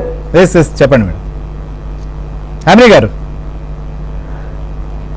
సో కూటమిలో బీజేపీ ఇంకా చేరుతుందో లేదో అనేది మాకు కేంద్రం నుంచి ఆదేశాలు రాలేదు. కానీ జనసేన మా మిత్రపక్షంగా, ఎన్డీఏలో మిత్రపక్షంగా ఉంది కాబట్టి వారు ఉన్నటువంటి దాని గురించి, నిన్న జరిగిన సంఘటన గురించి గనక మనం చూస్తే మొదటి నుంచి కూడా జనసేన అధ్యక్షులు పవన్ కళ్యాణ్ గారు ఒకటే మాట చెప్తూ వచ్చారు, మన పార్టీ అయితే ఉందో, జనసేన పార్టీ అయితే ఉందో అది ప్రజలకి మంచి చేయాలి, దానికోసం అందరూ కూడా కలిసి రావాలని అన్నారు. కానీ నిన్న వైసీపీ నిన్నటి నుంచి చేస్తున్నటువంటి ఒక దాడి చూస్తే ఒక ప్రణాళిక బద్దంగానే ఖచ్చితంగా ప్రజలకి, అంటే జనసేన అధ్యక్షులకి, వారి కార్యకర్తలకి, లేదా ఒక సామాజిక వర్గానికి మధ్యలో చిచ్చు పెట్టి ఆ చిచ్చులో నుంచి వారు లబ్ధి పొందాలన్నది వైసీపీ స్పష్టంగా అర్థమవుతుంది. అందుకనే చాలా ఇందాక చెప్పాను, సైకలాజికల్ గా ఒక్కొక్క పాయింట్ తీసుకుంటూ కూడా, ఎందుకంటే ఎలక్షన్స్ వస్తున్నాయి, ఏ పార్టీకైనా సరే ఆ పార్టీలో తమకి సీటు రావాలని చెప్పని ఆశించే వాళ్ళు చాలా ఎక్కువ మంది ఉంటూ ఉంటారు. సీటు రాలేదు అని చెప్పని బాధపడేటటువంటి ఆ వీక్ మూమెంట్ ఏదైతే ఉంటుందో అటువంటి మూమెంట్ ని క్యాష్ చేసుకోవాలి అని చెప్పని ఈ వైసీపీ ఇప్పుడు ప్రయత్నం చేస్తూ ఖచ్చితంగా ఒక పార్టీ, ఒక వర్గానికి ఈ పార్టీని మొత్తం ఆపాదించే ప్రయత్నం చేస్తుంది. ఇంటర్నల్ గా కూడా తగాదాలు పెట్టి దాని ద్వారా వీరు లబ్ధి పొందాలని చూస్తున్న ప్రయత్నం ప్రజలు కూడా గమనిస్తున్నారు. నాకు తెలిసి ఇది ఇప్పుడు అంతా ఈ టీడీపీ జనసేన పెట్టినటువంటి సభ కానివ్వండి, మేము కూడా ప్రజాపోరు ద్వారా, అలానే స్టిక్కర్లు వేసుకున్న వైసీపీకి వికసిత భారత్ ద్వారా, సంకల్పయాత్ర ద్వారా ఈ రోజున ప్రజలందరికీ అన్ని విధాలుగా అర్థమవుతున్నాయి. ఇప్పటి వరకు వీరు చేసింది ఏమీ లేదు, ఇటువంటి కుట్రల ద్వారానే చీల్చి ఓట్లను చీల్చుకొని రాజకీయంగా మళ్ళీ ఇంకొకసారి అధికారంలో రావాలని వాళ్ళ ప్రయత్నం ప్రజలు అర్థం చేసుకుంటున్నారు. అంటే మేడం అధికారంలోకి రావడానికి తమ చేసిందో లేకపోతే అవతల ఫెయిల్యూర్లో చెప్పొచ్చు, కానీ ఇక్కడ కులాల మధ్య చిచ్చు పెట్టడం, లేదా కులాల్లో అంతర్గతంగా వారి మధ్య వారికి విభేదాలు పెట్టడం అనేది ప్రస్తుతం రాజకీయంగా లబ్ధి పొందేందుకు చేస్తున్నటువంటి ప్రయత్నాలు కావచ్చు. కానీ ఇది సమాజంలో విభజనకి లేకపోతే ప్రజల మధ్య ఘర్షణకి దారితీసే పరిస్థితులు ఉంటాయి. కాబట్టి రాజకీయ నాయకులు కూడా సామాజిక బాధ్యత చూస్తున్న అధికార పార్టీ మేము సింగిల్ గా పోటీ చేస్తాం, మీరు కూడా సింగిల్ గా వస్తారని కొంతకాలం పాటు సవాల్ చేశారు. సో అది అయిపోయింది, టికెట్లు కేటాయించుకున్నారు. టికెట్లు కేటాయించుకున్న తర్వాత ఎన్నికల సభ కూడా పెట్టిన తర్వాత మళ్ళీ ఒకరికి అన్యాయం జరుగుతుంది, లేదా ఒకరికి నమ్మకం ఉన్నటువంటి వారికి మోసం చేస్తున్నారు. సరే, ఆ పార్టీలో వారికి ఒకవేళ అన్యాయం జరిగితే లేకపోతే వారికి న్యాయం జరగదు అనుకుంటే ఆ పార్టీ అధ్యక్షులతోనో ముఖ్య నాయకులతో మాట్లాడుకుంటారు, వాళ్ళు క్లారిటీ ఇస్తారు. కానీ వాళ్ళ పార్టీకి సంబంధించిన సీట్లకు కూడా ప్రతిపక్షమే, అధికార పక్షమే పాపం ఆ నాయకుల తరపున వారి తరపున వంతు పడుతుంది. వారిపైన అధికారంలో ఉండగా ఏ రకమైనటువంటి చర్యలకు పాల్పడ్డారు, ఏ రకంగా కేసులు పెట్టారు, వాళ్ళు ఎలాంటి పరిణామాలు ఎదుర్కొన్నారు, అవన్నీ కూడా ఇప్పుడు కనిపించట్లేదు. ఆ రోజు బాధపడుతానో ఇబ్బంది పడుతానో వాళ్ళపైన కేసులు పెట్టినప్పుడు వీళ్ళు ఎందుకు మాట్లాడలేదు అప్పుడు తెలియదు. విక్రమ్ గారు ఏంటి అసలుకి, అంటే పవన్ కళ్యాణ్ గారు ఏ ఉద్దేశంతో చెప్పారు? అయినా మీరు ఒక సలహా ఇచ్చేవాళ్ళు కానీ లేకపోతే సూచనలు చేయాలనుకున్నటువంటి వారు కానీ అది నష్టం చేకూర్చే విధంగా ఉండకూడదనేటువంటి ఉద్దేశంతో చెప్పారు. అసలు నాకు సలహాలే వద్దు లేకపోతే లేఖలే వద్దు అనేటువంటి వేరే ఉద్దేశంతో ఏమైనా చెప్పారనిపిస్తుందా? అంటే జనరల్గా అండి, ఏ రాజకీయ పార్టీలోనైనా వెల్ విషర్ అనేవాళ్ళు ఏ విధంగా ఉండాలంటే ప్రాబ్లం సాల్వర్గా ఉండాలి తప్ప ప్రాబ్లం క్రియేటర్గా ఉండకూడదు. అదేవిధంగా రాజకీయ పార్టీలో కొన్ని అంశాల మీద పార్టీ నేతలు అధినాయకుడి దృష్టికి తీసుకెళ్లొచ్చు, కానీ అవి 4 walls మధ్య ఉండాలి. లేఖలు సంధిస్తా వెళ్తే వల్ల ఉపయోగం ఏంటిది? ఏ పార్టీలో ఎక్కడైనా చూసాం మనం? కాంగ్రెస్ పార్టీలో కావచ్చు, బీజేపీలో కావచ్చు, ఎక్కడైనా ఇట్లా బహిరంగ లేఖలు రాసి ఇన్ని సీట్లు తీసుకోండి, మీరు సీఎం షేరింగ్ తీసుకోండి అని మాట్లాడే వాళ్ళని చూసాం. However big they are. జనరల్గా ఎట్లా ఉంటుందంటే రాజకీయ పార్టీలో అధినాయకుడి ముందు కొంత ఆర్గ్యూ చేయొచ్చు, ఇట్లా ఉండాలండి ఇట్లా ఉండాలని. కానీ అంతిమంగా ఏమవుద్ది? నాయకుడి ఆదేశం ప్రివేల్ అవుతుంది. ఒక దశ వరకు మీ అభిప్రాయాలు చెప్పచ్చు తప్ప దానినే పాటించాలని ఎవరు పట్టుపట్టరు. వాళ్ళ పాయింట్ ఏదో వాళ్ళు చెప్తారు. చెప్పిన తర్వాత it is up to the leader. అది జరుగుతుంది. అది డెమోక్రసీలో అది నార్మ్. అది ఎక్కడైనా కూడా, అది బీజేపీ కావచ్చు, కాంగ్రెస్ కావచ్చు, ప్రాంతీయ పార్టీలు ఏదైనా కావచ్చు. కానీ విచిత్రం ఏంటంటే హరిరామ్ జోగయ్య గారు వెల్ విషర్ అని చెప్తానే ఆయన బహిరంగ లేఖలు రాయటం, ఒకదాని తర్వాత ఒకటి ఈ విధంగా చేయాలని ఇన్సిస్ట్ చేయటం లీడర్ని, అది కరెక్ట్ కాదండి. అది ఏ రాజకీయ, అంటే ఆయనకి సుదీర్ఘమైనటువంటి అనుభవం ఉంది, ఏ రాజకీయ పార్టీలో మనం చూస్తాం ఇటువంటిది? అది ఇబ్బంది పెట్టడమే కదా పవన్ కళ్యాణ్ గారిని. సో మీరు చెప్పారు, మీ పాయింట్ ఆయనకి పర్సనల్గా తెలియజేయండి, ఈమెయిల్ ద్వారా లేదంటే ఒక మనిషిని పంపించచ్చి ఎట్లయినా ఆయనకి పర్సనల్గా మీ మనోభావాలు చెప్పండి, ఈ విధంగా నడుచుకోండి. ఆయన పాటిస్తారా లేదనేది అప్ టు హిమ్. అంతే తప్ప 2 రోజులకు ఒక లేఖ రాయటం, 24 సీట్లు తక్కువ, 30 సీట్లు కాదండి, 80 సీట్లు తీసుకోండి అని అది కరెక్ట్ కాదండి. అది రాజకీయాల్లో నాట్ ఎట్ ఆల్ యాక్సెప్టబుల్. అది నేను ఇంకోటి కూడా చెప్పదలుచుకున్నాను ఈ సందర్భంగా, with due respects to Hariram Jogaiah గారు. ఆయన వయసు రీత్యా, ఆయన అనుభవం రీత్యా మనకి ఆయన అంటే గౌరవం ఉంది. కానీ చిరంజీవి గారి విషయంలో కూడా ఆయన ఈ విధంగానే చేశాడండి. ఆయన ప్రజారాజ్యం పెట్టినప్పుడు, ఎందుకంటే నేను చిరంజీవి గారికి ఆ రోజున నేను పొలిటికల్ ఇన్పుట్స్ ఇచ్చేటువంటి పర్సన్గా నేను ఆయనతోనే ఉన్నాను. నేను ఆయనకి ఇష్టం లేకపోయినా, అంటే ఆయన్ని పాలకుల్లో పోటీ చేయించండి నేను గెలిపిస్తానని చెప్పి చిరంజీవి గారిని, ఆయనకి అసలు ఆలోచన లేదు. అది ఆయన పుట్టింది నర్సాపూర్ నియోజకవర్గం వదిలేసి పాలకొల్లో మీరు పోటీ చేయండి నేను చేస్తానని చెప్తే ఆయన పాపం నమ్మి ఆయన మొత్తం ఎలక్షన్ అంతా ఆయన మీద పెడితే ఆయన ఓడిపోయాడు. దానికి కారణం ఆయన ఎప్పుడు ఓన్ చేసుకోవాలా, చిరంజీవి గారు ఓన్ చేసుకున్నాడు ఆ ఓటమి తందని. కానీ అది యాక్చువల్లీ చెప్పాలంటే అది హరిరామ జోగయ్య గారు ఇన్సిస్ట్ చేసి ఆయన, అంటే నేను ఎందుకు చెప్తున్నా అంటే హరిరామ జోగయ్య గారు ఆయనకు లిమిట్స్ ఉంటాయండి, ఎవరికి పరిమితులు ఉంటాయి. ఇప్పుడు all said and done Pawan Kalyan గారు ఒక పార్టీకి ఒక నాయకుడు, అధినేత, ఆయనకి కొన్ని సలహాలు చెప్పండి, కానీ మీకున్నటువంటి లిమిట్స్ని దాటకూడదు ఎవరు కూడా. ఆయన ఏం చేయదలుచుకున్నాడు అనేది ఆయనకు ఇదేండి. తర్వాత ఇంకోటి, ఇవాళ కాపుల గురించి మాట్లాడుతున్నారు వైఎస్ఆర్సీపీ వాళ్ళు ప్రధానంగా. ఇవాళ వైఎస్ఆర్సీపీలో కాపులకి ఎవరికి ఉందండి ప్రామినెన్స్? తిట్టించడానికి అంబటి రాంబాబుని పేరుని నేను ఉపయోగిస్తున్నారు తప్ప, నేను ఒకటే చెప్పదలుచుకున్నా, తెలుగుదేశం పార్టీలో ఉన్నప్పుడు కాపులు డాక్టర్ ఉమారెడ్డి వెంకటేశ్వర్లు, సి రామచంద్రయ్య, అల్లాడి రాజకుమార్, కళా వెంకట్రావు, కొత్తపల్లి సుబ్బారాయుడు, పప్పల చలపతిరావు, ఆయనకి టీటీడీ చైర్మన్ ఇచ్చారు. ఇంతమంది ప్రామినెంట్ లీడర్స్ తయారయ్యారండి తెలుగుదేశంలో. ఎప్పుడు చంద్రబాబు నాయుడు గారు పక్కనే ఉండేవాళ్ళు వాళ్ళు. అంటే కాపులకి ఎవరు గౌరవించారు, ఏ పార్టీ గౌరవించింది అది మీకు తెలియదా?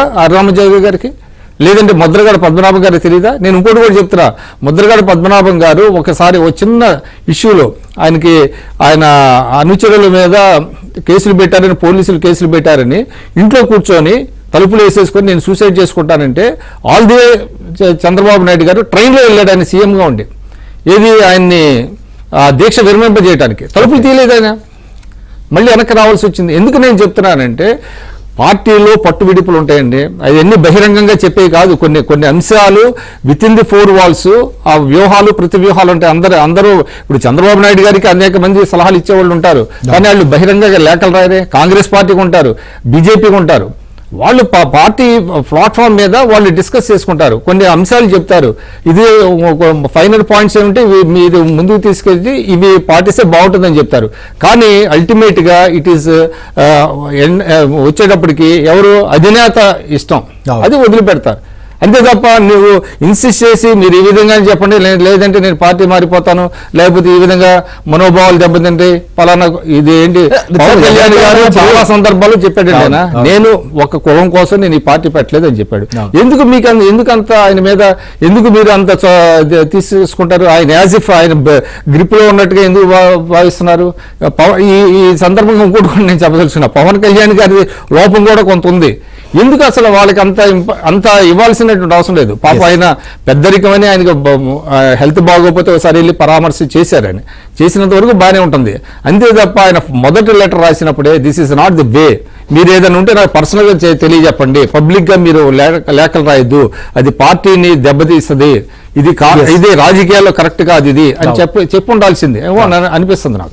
మీరు అన్నట్లుగా సార్ సీట్లు లేదా పొత్తులు వీటికే కాదు సార్, ఒక పార్టీ సీట్ ఇచ్చేటప్పుడు కూడా చాలా మంది ఎక్స్పెక్ట్ చేస్తారు, కానీ అక్కడ కేటాయించేటప్పుడే అనేక సవాళ్ళని ఎదుర్కొని అనేక రకాలైనటువంటి సర్వేలు అక్కడ ఉన్నటువంటి పరిస్థితులను బట్టి ఇవ్వాల్సి వస్తుంది. ఇప్పుడు మరో పాత రోజులు కావాలంటే ఎలా కుదురు? ఇప్పుడు పాత రోజులు వేరు, ఇప్పుడు రాజకీయాలు కొంత మార్పు వచ్చింది. ప్రజలు కూడా ఎవరు తమకు బాగా పనిచేస్తారనే దాని మీద చూస్తున్నారు. అందువల్లనే సర్వేలు. ఒకప్పుడు చంద్రబాబు నాయుడు గారు సర్వేలు చేస్తుంటే అందరూ అదేదో పెద్ద నేరంగా అనేవాళ్ళు, ఏంటి సర్వేలు చేస్తాడైనా, సర్వేలు చేస్తున్నాడు ఏంటి అనేవాళ్ళు. ఇవాళ ఏమైంది, that has become the art of the day. ప్రతి పార్టీ సర్వేలు చేయించుకుంటుంది, ఆ సర్వేల ద్వారా వచ్చినటువంటి క్యాండిడేట్స్ కి ఇస్తున్నారు. అంతే తప్ప ఇప్పుడు ఇంకోటి టేక్ ఇట్ ఫర్ గ్రాంటెడ్ కాదు ఎవరిది కూడా. కానీ వీళ్ళేంటి కొంతమంది ఓన్లీ జెండాలు పెట్టుకున్నాం, మీరు ఖర్చు పెట్టుకున్నాం. అనేక ఇప్పుడు పొత్తులో ఉండేటప్పుడు 2 పార్టీల మధ్య సీట్ల సర్దుబాటు, 3 పార్టీల మధ్య సీట్ల సర్దుబాటు అంటే పెద్ద సవాల్ అది. సో దాన్ని అర్థం చేసుకోవాల్సినటువంటి పరిస్థితి ఉంటుంది. పార్టీల వాళ్ళు కానీ లేదా పార్టీని అభిమానించే వాళ్ళు లేదా శ్రేయోభిలాష్ అనుకున్నటువంటి వాళ్ళు వాళ్ళ నుంచే పవన్ కళ్యాణ్ గారు క్లియర్ గా చెప్పారు సార్, టైం కూడా అవుతుంది కాబట్టి. సోషల్ మీడియాలో జరుగుతున్నటువంటి దాడులు చూస్తున్నాం. పవన్ కళ్యాణ్ కి సంబంధించి ఒక పోస్ట్ పెట్టారు, ఆయన 4వ పెళ్ళాం అనేటువంటిది. అసలు ఆంధ్రజ్యోతి సంబంధించిన దాన్ని నేను ప్రస్తావించారు. అసలు ఆంధ్రజ్యోతి ఇలాంటి వార్తలు రాయదు, ఇలాంటి ప్రచారాలు చేయదు. వ్యక్తిగతమైనటువంటి అంశాలను, వాళ్ళ వ్యక్తిగత జీవితాల గురించినటువంటి వార్తలు రాయాల్సినటువంటి అవసరం కూడా లేదు. అది నిజంగా ఇలాంటి ఫేక్ ప్రచారాల వల్ల ఏం సాధించాలనుకుంటున్నారు? యామిని గారు ఏం చెప్తారు ఒక మహిళగా, పార్టీ అధికార ప్రతినిధికి ఈ రకంగా ప్రచారాలని ఎట్లా చూడాలి? సభ సంబంధించే చూసాం, ఆయన పవన్ కళ్యాణ్ గారు మాట్లాడింది ఒకటైతే ఇంకోలా, చంద్రబాబు నాయుడు గారు మాట్లాడింది అయితే ఇంకోలా, లేదా భారతీయ జనతా పార్టీ మాట్లాడింది ఒకటైతే ఇంకోలా. చివరికి ఈ రకంగా కూడా మహిళల్ని కొంతమంది ఫోటోలను కూడా తీసుకొచ్చి ప్రచారాలు చేస్తున్నారు. సూటిగా అంటే ఇందాక మీరు మాట్లాడినట్టుగా వైసీపీకి ఒకటండి, ప్రాంతాల మధ్య ప్రజల మధ్య చిచ్చు పెట్టడము, దాని ప్రాంతాల వారిగా ప్రజలని విడగొట్టడం అనేది బాగా అలవాటు. మంచి ఉదాహరణ 3 రాజధానుల అంశం తీసుకోవచ్చు. ఇక రెండో విషయానికి వస్తే కనుక నిన్న నుంచి చూస్తున్నది ఏంటంటే ప్రతి పార్టీకి ఒక సిద్ధాంతం, ఒక లక్ష్యం ఉంటుంది. వాళ్ళకి మా బీజేపీకి తీసుకుంటే nation first, party next, person last అనేది ఉంటుంది. అలాగే జనసేనకు కూడా, జనసేన కానీ ఏ ఇతర పార్టీకైనా సరే ఇందాక పెద్దలు చెప్తున్నట్టుగా ఆ వ్యక్తిగత ప్రయోజనాల కంటే పార్టీ ప్రయోజనాలు ముఖ్యం అనుకుని అధ్యక్షుడు అనుకుని భావించి కొన్ని నిర్ణయాలు తీసుకుంటారు. అది కేవలం ఇప్పుడు ఎలక్షన్ లో పోటీ చేయడమనే కాకుండా భవిష్యత్తును దృష్టిలో పెట్టుకుని కూడా వారు అంతర్గతంగా చర్చించుకుని తీసుకునే నిర్ణయాలు ఉంటాయి. దాన్ని బహిరంగంగా వ్యతిరేకిస్తూ ఆ పార్టీకి నష్టపరిచే విధంగా ఎవరు ఏ పార్టీకి చేసినా కూడా అది ఇబ్బందికరమే. ఇకపోతే ఈ ఫేక్ లెటర్స్ లేదంటే ఈ ఫేక్ వీడియోస్ ద్వారా చూస్తే మొదటి నుంచి కూడా వైసీపీకి ఒకటి అలవాటు ఏంటంటే క్యారెక్టర్ అసాసినేషన్ చేయడము. అది రాష్ట్రపతి ద్రౌపది ముర్ము గారి దగ్గర నుంచి, కేంద్ర మంత్రి నిర్మలా సీతారామన్ గారి దగ్గర నుంచి, రాష్ట్రంలో ఉన్న చూస్తే కనుక ఆడవారి దగ్గర నుంచి ఎవరైనా సరే వీరిని ప్రశ్నిస్తే అసలు మీరు మగవారి గురించి మాట్లాడుతున్నారు, నాయకుల గురించి మాట్లాడుతున్నారు. ఆడవారు ఈ రాష్ట్రంలో సామాన్య రైతు మహిళ ఎవరైనా ప్రశ్నిస్తే వారిని వీడియోలు తలకాయలు మార్ఫింగ్ చేసేయడము, లేదంటే వచ్చి బూతులు మాట్లాడిస్తూ వారిపైన సోషల్ మీడియాలో దాడులు చేయడము, అసభ్యకరమైనటువంటి పదజాలను మాత్రమే కాకుండా ఫోటోలు మార్ఫింగ్ చేస్తుంటారు. అటువంటివి చేయడం ద్వారా వాళ్ళ మానసిక స్థైర్యాన్ని దెబ్బతీయాలని మొదటి నుంచి వైసీపీ చేస్తుంటుంది. దానికోసం వారు విపరీతంగా కోట్లు ఖర్చు పెడుతూ ఉంటారు. కానీ ఇక్కడ ఈ సంఘటనలో చూస్తే కనుక నిన్న సభలో పవన్ కళ్యాణ్ గారు మాట్లాడిన మాటలకి ఈ వెంటనే వైసీపీ వారు చేస్తున్నటువంటి విష ప్రచారానికి నాకు తెలిసి అసలు సంబంధం లేదు. ఒకటే ఒక కారణం వైసీపీకి ఏంటంటే వారు ఖచ్చితంగా ఓడిపోబోతున్నారు. ఇప్పుడు ఆ ఓడిపోయేటటువంటి భయాన్ని మళ్ళీ దాన్ని తప్పించుకోవడం కోసము ఈ రకంగా జనసేన పార్టీ నాయకుడి పైన లేదా కార్యకర్తల పైన ప్రజల పైన ఒక రకమైనటువంటి ఆలోచన, విషపు ఆలోచన నింపాలి, బురదను చల్లాలి అని కంకణం కట్టుకొని ఒక ప్రణాళికబద్ధంగా వారేమి తెలివి లేకుండా చేయటం లేదు. వైసీపీ వాళ్ళు ప్రణాళికబద్ధంగానే వారు చేస్తున్నారు. కానీ ఇప్పుడున్నటువంటి సోషల్ మీడియాలో ఒకటి వారికి ఎంత అనుకూలంగా సోషల్ మీడియాలో వారి పేపర్లలో రాసుకున్న ప్రజలైతే వాస్తవంగా అదే సోషల్ మీడియాను ఉపయోగించి నిజాలు తెలుసుకుంటున్నారు. కాబట్టి వైసీపీ ఇటువంటి చర్యలు మానుకుంటే కనీసం వారికి ఇప్పుడు ఉన్న కొద్ది గౌరవమైనా ఉంటుంది. దీపక్ రెడ్డి గారు ఏం చెప్తారు? సో మీరు కూడా ఇంతకు ముందు ప్రస్తావించబోతున్నారు. సరే, చాలా అంశాలు ఉన్నాయి కాబట్టి సో ఈ రకంగా పవన్ కళ్యాణ్ గారికి సంబంధించినటువంటి పైన కావచ్చు, లేదా చంద్రబాబు నాయుడు గారు మాట్లాడింది ఆయన క్లియర్గా చెప్పారు. అసలు ఆ వైఎస్ఆర్సీపీ పార్టీ చీటింగ్ టీం అనేది, కానీ దాన్ని ఉల్టాగా మార్పిచ్చి వీడియోల్ని ఆడియోల్ని ఇవాళ ప్రచారం చేసినటువంటి పరిస్థితులు కూడా చూస్తున్నాం. ఈ రకమైనటువంటి పోకడి పెరిగిపోతున్నటువంటి పరిస్థితుల్లో దీన్ని అడ్డుకోవాల్సినటువంటి పరిస్థితి, లేదా దీనికి ధీటుగా ఏ రకంగా మీరు ఫైట్ చేస్తారు? ఎందుకంటే ఇది చాలా దుష్పరిణామాలకు దారితీస్తుంది. ఎందుకంటే చాలా మంది తెలియనటువంటి వాళ్ళు నిజంగా ఇలా రాశారేమో, లేదా ఈ రకంగా జరిగిందేమో అనుకునేటువంటి ప్రమాదాలు కూడా ఉన్నటువంటి పరిస్థితి. ఏం చెప్తారు? అనేక పోస్టులు జనసేన టీడీపీ మధ్యలో డిఫరెన్సెస్ క్రియేట్ చేయాలని చెప్పి వీళ్ళు ప్రయత్నించింది మాత్రం మనకు తెలుసు. ఒకటి కాదు, అనేక ఎగ్జాంపుల్స్. మొన్న రీసెంట్ గా ఎప్పుడు బీజేపీతో డిస్కషన్స్ జరుగుతుందో అని చంద్రబాబు నాయుడు గారు ఢిల్లీకి పోగానే అమిత్ షా గారు కాలు మీద పడినట్టు అది మాఫ్ చేసి ఎందుకు ఇక్కడ కూడా డిఫరెన్సెస్ తీసుకొని రావాలని. ఇందాక దీనికి వచ్చే ముందు ఒకటండి, ఇప్పుడు సోషల్ మీడియాలో జగన్ గారిని మాఫ్ చేసి ఫోర్త్ వైఫ్ లాగా రకరకాల పోస్టులు రావటం జరిగింది. అది కరెక్ట్ అని చెప్పి నేను అన్నా తప్పే. కానీ ప్రజల్లో ఈ రోజు ఒక రివోల్ట్ వచ్చింది. అంటే ఈ ప్రభుత్వం వెళ్ళిపోతా ఉంది అని ఒక ధైర్యంతో ఈ రోజు అటువంటి పోస్టులు పెట్టే పరిస్థితి వచ్చింది అని మాత్రం అదొక సంకేతం. ఇంకొకటి, ఇందాక మీరు సార్ ఇవన్నీ అసలు ఇలాంటి చీప్ ట్రిక్స్ ని, చీప్ ప్రచారాన్ని ఎందుకు నమ్ముకోవాలి? ఎందుకంటే అధికార పార్టీ అయినా వాళ్ళు నిజంగా ఏమైనా చేస్తుంటే, ప్రజలకు మేలు చేస్తుంటే అవి చెప్పుకోవచ్చు, లేదా ప్రతిపక్ష నాయకులు నిజంగా చెప్తున్నది అవాస్తవం అయితే దాన్ని ప్రస్తావించుకోవచ్చు. కానీ ఈ రకమైనటువంటి విధానాలను ఎందుకు ఎంచుకుంటున్నారు? దీన్ని ఎందుకు పెంచి పోషిస్తున్నారు? అబద్ధాలు ప్రచారం చేయటము, కంటిన్యూగా దాన్ని రిపిటేటివ్ గా చెప్తా ఉంటే ప్రజలు నమ్ముతారు అనేది వాళ్ళ రాజకీయ ఎజెండా అండి. ఇప్పుడు మన జగన్మోహన్ రెడ్డి గారు ఎలక్షన్స్ నుంచి ఇప్పటిదాకా కొన్ని క్యాంపెయిన్స్ రన్ చేశారు. నేను పేదవాడిని అని అంటాం, 5 ప్యాలెస్లు పెట్టుకొని నేను పేదవాడు అంటాము. అట్లా మీరు నా దగ్గర మీడియా లేదు, ఎల్లో మీడియా టీడీపీ దగ్గర ఉంది అని అంటాము. ఆయన దగ్గర సాక్షి పేపర్ అయి పెట్టుకొని ఇట్లా పెత్తనందారులు పేదవాడు అని చెప్పి అంటాము. పెత్తనందారులు వాళ్ళ దగ్గరే ఉంది. సో ఆయన చేసే ప్రతి క్యాంపెయిన్ అది యాక్చువల్ గా యాంటీ చేయాలని చెప్పి, ప్రజల్ని కన్విన్స్ చేయాలని చెప్పి చేస్తున్నాడు. ఆయన రాజకీయ స్ట్రాటజీ అది. కానీ ఇందాక నేను చెప్తున్నది మీకు ఇది ఒకటే, హరిరామ జోగయ్య గారి ఇష్యూ ఇది ఒకసారి చూడండి. ఇది సజ్జల భార్గవ ట్వీట్ చేశాడండి. సో ఇప్పుడు ఒక కోఆర్డినేటెడ్ విధంగా జరుగుతా ఉంది.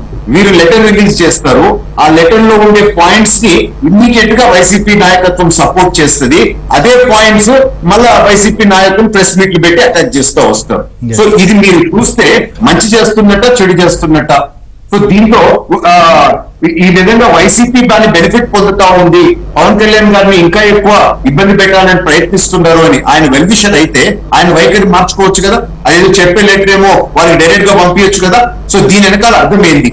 సో ఇది వైసీపీ మనస్తత్వం ఏంటి అని అంటే, ఒక తల్లికి ఒక 2 సంవత్సరాల పిల్లోడు 10 సంవత్సరాల పిల్లోడు ఉంటే, 2 సంవత్సరాల పిల్లోడికి తిండి పెడతా ఉంటే, ఈ వైఎస్ఆర్ పార్టీ వాళ్ళ 10 సంవత్సరాల పిల్లోడి దగ్గరికి పోయి నీ మీద ప్రేమ లేదు తల్లికి, కేవలం వాడికే ఆ చిన్న తిండి పెడతా ఉంది అని చెప్పి ఎటువంటి వాళ్ళ దగ్గర డిస్టర్బ్ చేసేసి దుష్ప్రచారం చేసి ఒక డిఫరెన్సెస్ తేవాలని చెప్పి అటువంటి మనస్తత్వం వాళ్ళకు ఉన్నప్పుడు సో ఇవన్నీ క్లారిఫై అయితే చేయాల్సిన పరిస్థితి ఉంది కదండి.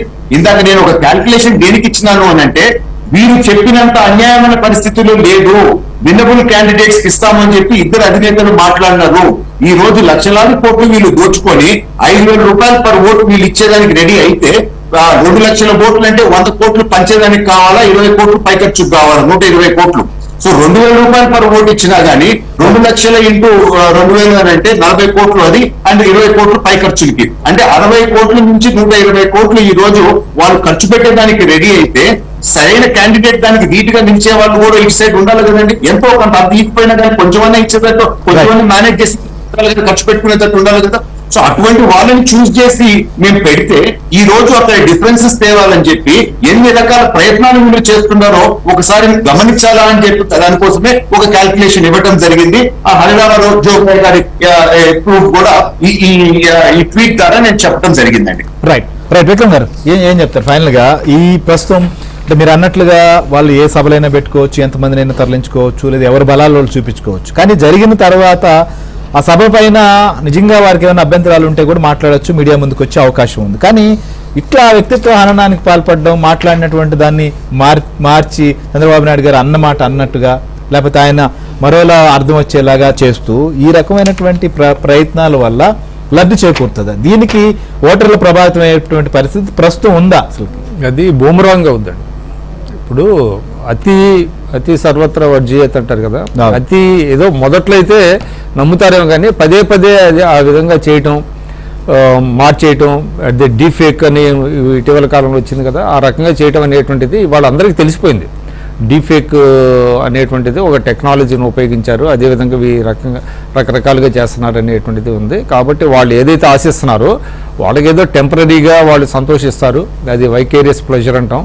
ఆ ప్లెజరు ఉండొచ్చు కానీ ప్రజలకి అన్నీ అంటే వాస్తవాలు చెప్పాలి. వీళ్ళు కూడా పార్టీలు వాళ్ళు కూడా ఏంటంటే ఎప్పటికప్పుడు you have to set the record straight. అది మీ ఆంధ్రజ్యోతి కావచ్చు, టీడీపీ కావచ్చు, జనసేన కావచ్చు, ఎప్పటికప్పుడు ప్రజల్లోకి తీసుకెళ్ళాలి. ఇవాళ రైట్లీ మీరు దీని మీద ఒక డిస్కషన్ పెట్టారు, అది కూడా ప్రజలకు తెలియజేయడం అనేటువంటిది చాలా ఇంపార్టెంట్. లేకపోతే ఏమవుతుందంటే కొన్ని అబద్ధాలు కూడా నిజాలుగా స్థిరపడిపోతాయి. గతంలో జరిగినవి కూడా ఇదే, ఇప్పటికీ కూడా చాలా వరకు జరుగుతున్నాయి. అందువల్ల ఎప్పటికప్పుడు మీరు ఈ రకమైనటువంటి సబ్జెక్ట్స్ ద్వారా అదేవిధంగా పార్టీ వాళ్ళు కూడా చేసి ప్రజలకి నిజాలు వాస్తవాలు తెలియజెప్పాలి. ఎస్, ఖచ్చితంగా ఈ వ్యక్తిత్వ హననానికి సంబంధించినటువంటి అంశం పవన్ కళ్యాణ్ గారి మీద ఎందుకు ఈ పెళ్ళిళ్ళు ఇంకా టార్గెట్ చేస్తున్నారు అనుకోవచ్చు? అంటే ఆయనలో ఒక ఏదైతే ఆయన పెళ్లిళ్ళు చేసుకున్నారనేది ఒక బలహీనతగా వాళ్ళు భావించారు. అది చట్ట ప్రకారమే జరిగింది కదా.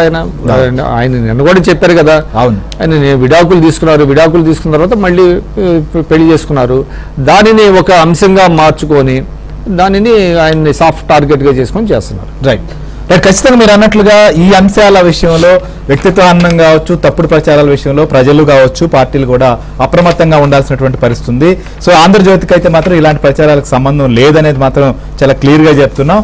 సో ముఖ్యంగా పార్టీలకు సంబంధించినటువంటి అజెండాలు కావచ్చు, లేదా వారికి సంబంధించినటువంటి సిద్ధాంతాలు, ప్రజలకు ఏం చేస్తాం అనేటువంటి అంశాలపైన వారు చెప్పుకోవచ్చు. కానీ తప్పుడు ప్రచారాలతోనో, తప్పుడు రకాలైనటువంటి ఆరోపణలతోనో, లేకపోతే కులాల్లో ఉన్నటువంటి పార్టీలలో ఉన్నటువంటి అభిమానుల మధ్య చిచ్చుపెట్టే ప్రయత్నాలు అయితే మాత్రం ఎవరికి వర్కౌట్ కావనే విషయాన్ని